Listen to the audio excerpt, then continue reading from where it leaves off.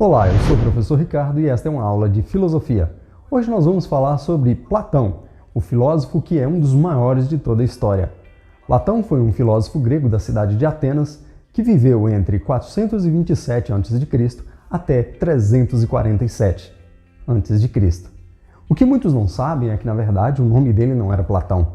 Ele se chamava, na verdade, Aristócles. E ganhou o apelido de Platão em função de ter as costas muito largas, de ser grande. Platão vem de uma família aristocrática, ele é da aristocracia da cidade de Atenas e ele, desde criança, é formado para se tornar um político. Platão é da descendência de Solon e também entre os seus parentes estão alguns dos tiranos que assumiram o poder na cidade de Atenas após uma guerra. Platão, então, ele tem uma relação muito próxima com os políticos da cidade e ele cresce como sendo um próximo governante da cidade. É isso que se esperava dele.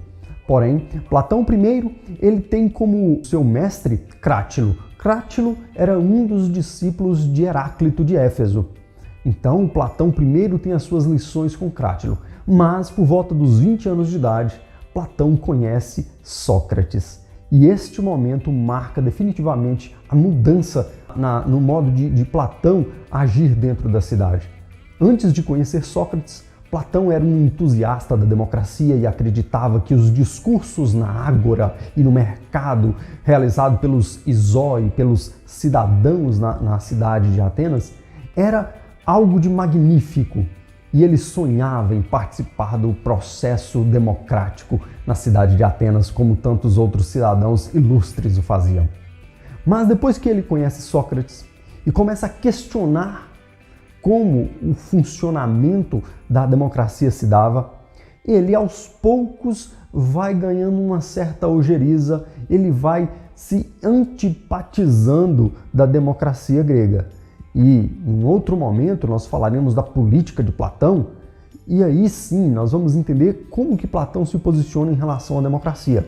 Tá? Por enquanto eu gostaria de focar bastante na metafísica de Platão.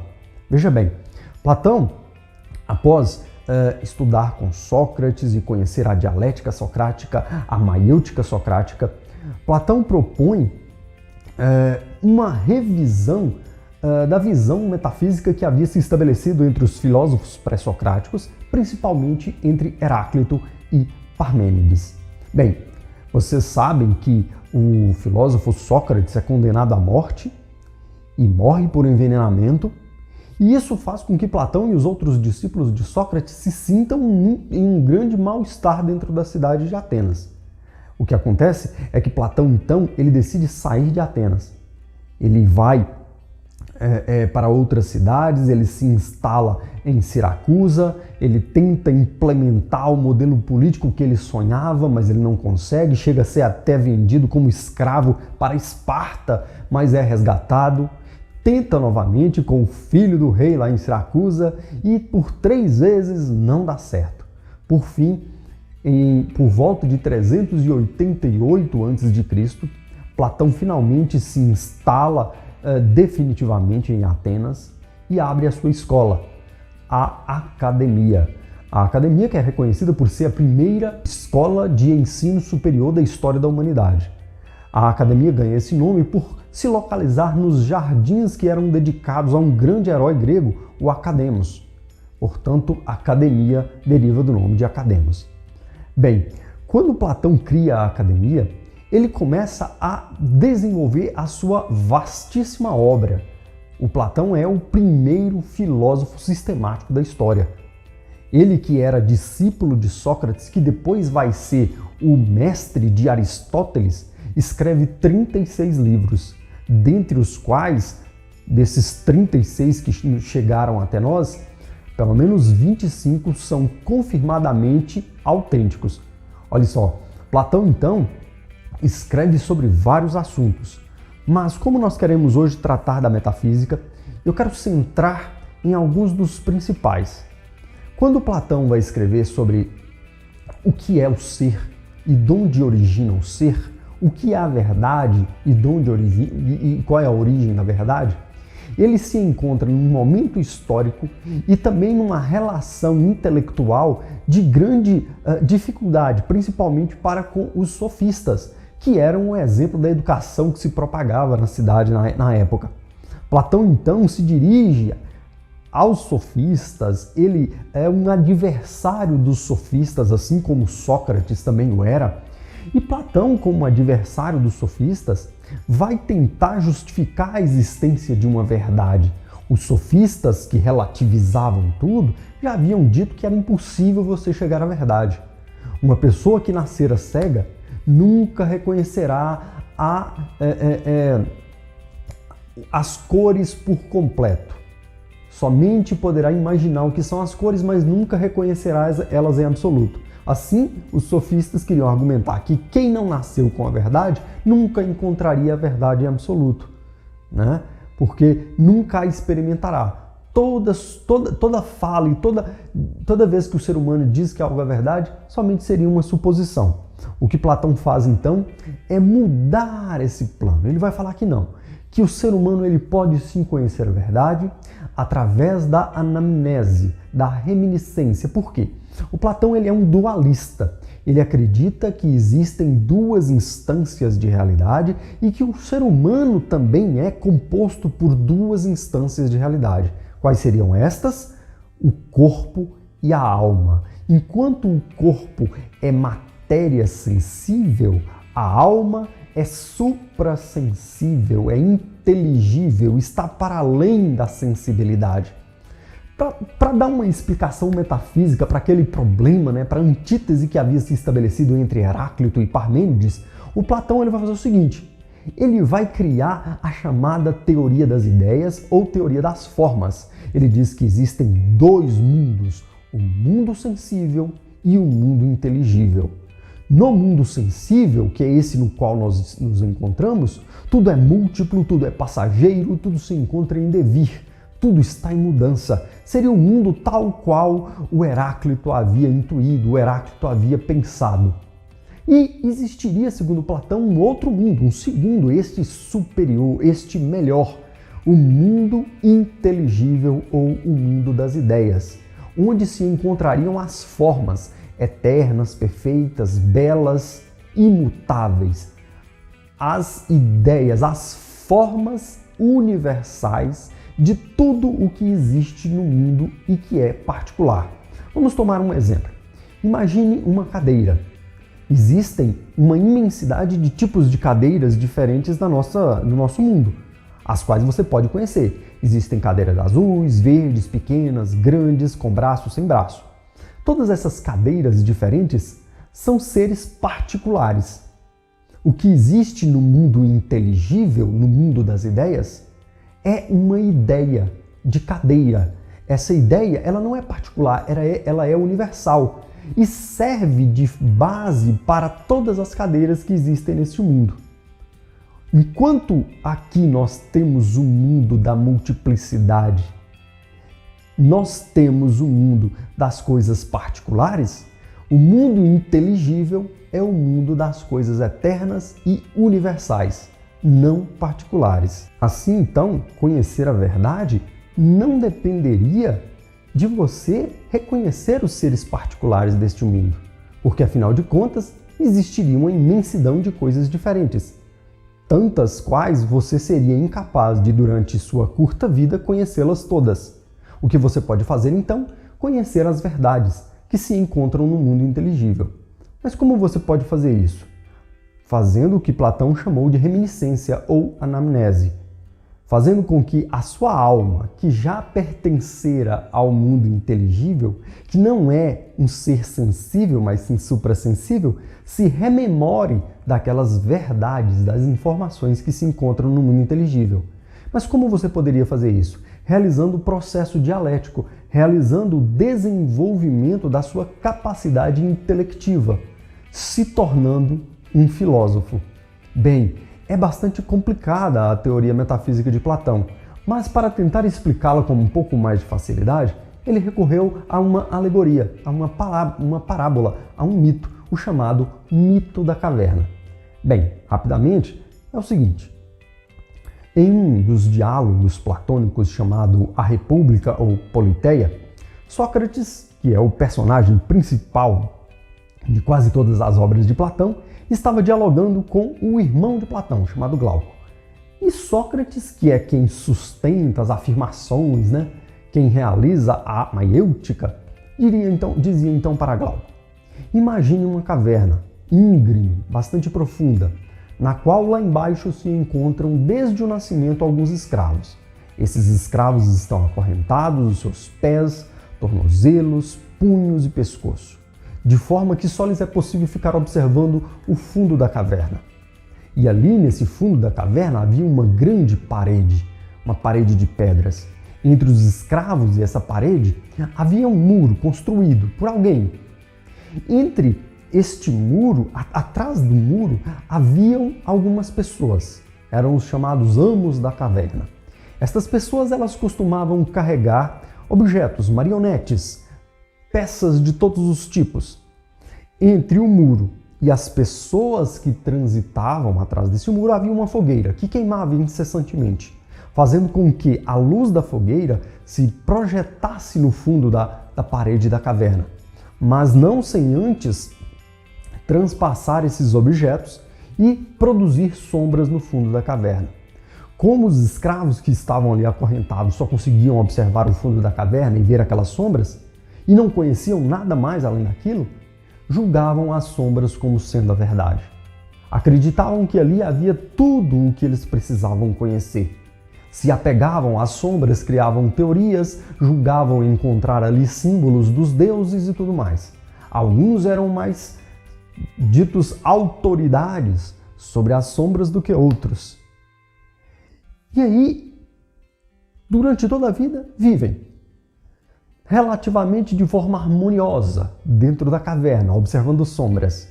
Mas, um certo dia, um destes escravos consegue arrebentar suas correntes. Quando este arrebenta suas correntes, se vira para trás e se coloca a dirigir-se para fora da caverna, sob os olhares condenatórios dos outros que continuam lá presos. Este escravo, ele vai sair para fora da caverna, mas é uma subida muito íngreme, seu corpo é fraco, ele tem dificuldades para isso, mas ele se esforça, ele tem curiosidade, ele tem o ânimo filosófico nele. E ele então ascende, ele sobe. Ele realiza o que Platão chamou de dialética ascendente. Ele sobe para fora da caverna. Quando ele se depara com o mundo fora da caverna, ele fica extasiado, assustadíssimo. Primeiro porque ele pouco consegue enxergar em virtude da luz do sol que queima os seus olhos, habituados à escuridão de dentro da caverna. Mas com o tempo e novamente conseguindo enxergar, conseguindo habituar-se com aquela luz, ele finalmente abre os olhos e vê o mundo. Um mundo glorioso, iluminado, não pela luz de uma fogueira, mas sim pela luz do sol. Ele agora, de posse de todo aquele conhecimento que ele nunca tivera ao longo de sua vida, toma uma decisão drástica, a decisão de retornar para dentro da caverna. Não para voltar a viver como um escravo acorrentado, mas para libertar os outros que ali se encontravam. Ele então retorna para dentro da caverna e tem novamente dificuldades, mas agora a dificuldade é conseguir enxergar dentro daquela escuridão, da penumbra de dentro da caverna. Porque ele já estava habituado à luz. E o que ele faz?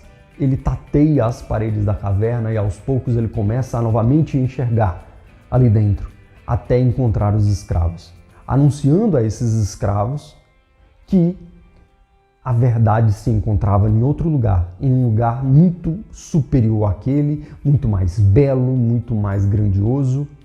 Certamente, os outros escravos o tomariam como um louco e o condenariam à morte. Bem, o mito da caverna de Platão é repleto de significados. Praticamente todo o pensamento filosófico de Platão pode ser explicado à luz do mito da caverna. Quem são os escravos? Nós somos os escravos. Nós estamos acorrentados. A caverna é o nosso mundo. É o mundo sensível. É o mundo das coisas múltiplas. É o mundo das cópias. É um mundo onde tudo é falso. E é o mundo que você vive nele.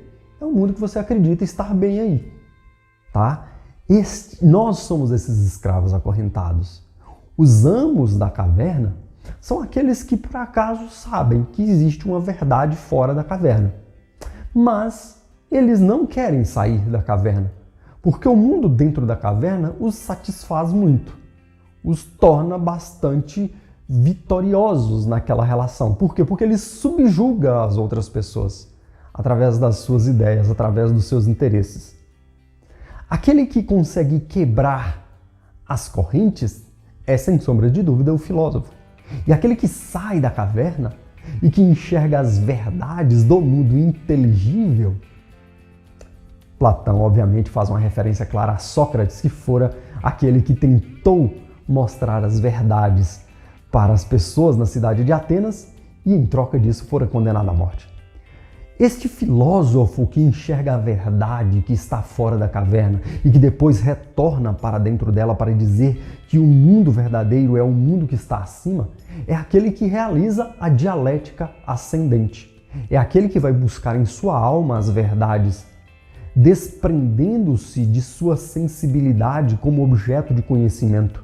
Aqui o Platão já faz logo também uma crítica aos filósofos pré-socráticos. Platão costumava dizer que o que ele fazia era uma segunda navegação, fazendo clara referência aos navegantes que, depois de já não conseguir mais deslocar o seu barco através dos ventos, recolhiam as velas e agora utilizavam os remos. A segunda navegação na filosofia de Platão tem a ver com o seguinte: para ele, o que os primeiros filósofos fizeram foi apenas utilizar a sensibilidade para conhecer o mundo sensível. Algo, obviamente, pouco frutífero do ponto de vista de Platão. Só que o que ele fazia era a segunda navegação, era utilizar o espírito, era utilizar a alma para conhecer as verdades que não se encontram no mundo dos sentidos. Ao mesmo tempo, ele também conseguia refutar os argumentos dos sofistas, que eram relativistas e que diziam que não existia verdade alguma. Platão, com isso, cria pela primeira vez na história da humanidade, e talvez a concepção mais valiosa da história da humanidade, de um dualismo de corpo e alma, de dois mundos, de mundo sensível e mundo inteligível, daquilo que hoje nós podemos pensar como céu e terra. Chega, inclusive, a considerar que o sol que ilumina o filósofo é, dentre as formas ou as ideias, a maior de todas, a ideia de bem, que está no topo da hierarquia de todas as ideias que se encontram no mundo inteligível. Olha só, imagine então que o que eu chamo de justiça, o que eu chamo de amor, as coisas físicas deste mundo, todas elas estariam apenas aqui neste mundo plasmadas, advindas de uma outra realidade, de um mundo que é superior a este. E lá sim elas se encontram verdadeiramente. Lá o ser é enquanto ser. Platão chama de ser em si. São as formas das quais derivam toda a realidade. O que Platão tenta, na verdade, é solucionar o problema de Heráclito e Parmênides, obviamente demonstrando uma clara predileção ao pensamento de Parmênides, mas ao mesmo tempo superando Parmênides, já que ele vai admitir o não ser. Não um não ser ontológico, o ser é si mesmo, mas para ser si mesmo ele deve não ser todo o resto. Então, enquanto alteridade, o ser é não ser. Para que eu seja eu devo não ser todos os outros seres do mundo. Para que eu me reconheça, para que o mundo seja uma aproximação maior das verdades do mundo inteligível, o mundo tem que deixar de ser múltiplo, né? Tem que se aproximar-se mais da sua universalidade. Então, enquanto você se liga às coisas da sua sensibilidade, aos seus desejos, às suas emoções, e não à sua racionalidade, e não à sua episteme, você ainda está preso ao mundo sensível, você ainda é aquele escravo acorrentado. Só que se você começa a fazer o trabalho filosófico, de raciocinar mais, de ter mais curiosidade, de ir em busca das verdades, aí sim você começa a ascender-se. Você começa a se aproximar da saída da caverna. Reconhecer que existe uma caverna e se esforçar por quebrar as correntes seria o primeiro passo, né? Mas o passo final é conhecer a ideia de bem, ou o demiurgo, aquele que tudo fez a imagem, obviamente que uma cópia do mundo das ideias. Veja bem, Platão é o filósofo que condensa a metafísica da qual as religiões, teorias filosóficas e até mesmo científicas vão compartilhar por todos os séculos depois da sua morte. Platão vive até a alta idade, consegue manter uma escola de ensino superior que perdura por muitas gerações e até hoje é reverenciado como um dos maiores pensadores da história. O dualista que dividiu o mundo e o homem em sensível e inteligível, em sensível e suprassensível, tá? Sempre que pensarem em Platão, pensem nessa dualidade. Alguns vão dizer, mas ele trouxe isso do orfismo, ele trouxe isso de religiões mais antigas, mas ele foi o cara que conseguiu escrever, ele foi o cara que colocou isso de um ponto de vista filosófico. E é a partir de Platão, então, que toda uma história de filosofia vai se traçar no Ocidente. Tá certo?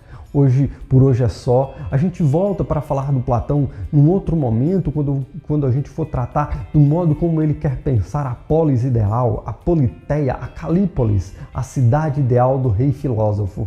Mas isso fica para uma outra aula. Por hoje era só para a gente entender mesmo a metafísica de Platão. Eu agradeço por você ter assistido até aqui. Se gostou, se inscreva no canal, curta o vídeo se você achar legal. Deixa um comentário aí para saber qual está sendo a repercussão. Muitíssimo obrigado. Até mais. Valeu.